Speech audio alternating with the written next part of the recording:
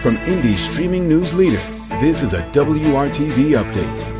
Good afternoon to you. I'm Megan Shen with your top stories. A judge blocked Indiana's new abortion law exactly 1 week after it took effect. A judge behind this decision was brought in to hear the challenge in the new abortion law filed in Monroe County. Now, Judge Kelsey B. Hanlon granted a motion for a preliminary injunction against the law. That means the new ban on most abortions in the state cannot be enforced while this case makes its way through the courts. The judge sided with several Planned Parenthood chapters that filed the lawsuit. Judge Hanlon says she agrees with the claim, and the abortion restriction violates what she sees as the right to privacy and personal autonomy, which is granted by the Indiana State Constitution.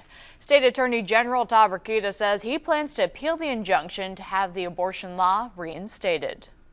Drivers face slow-moving traffic for part of the morning rush hour while approaching downtown Indianapolis. Here's a look at the backup this morning on the eastbound lanes of I-70 after a crane knocked down some power lines across the interstate. I-70 was closed in both directions near Roll Street and Keystone Avenue after the power lines fell across all of the lanes. Crews eventually removed the power lines, and the interstate was open again just after 8:30 this morning. Luckily, no injuries were reported.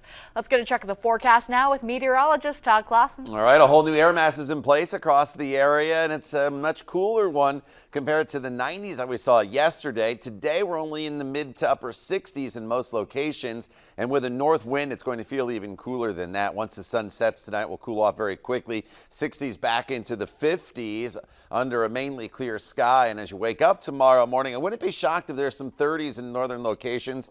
Otherwise, temperatures in the 40s. The rest of tomorrow features partly to mostly cloudy skies. Temperatures very similar to today as we top off in the mid 60s.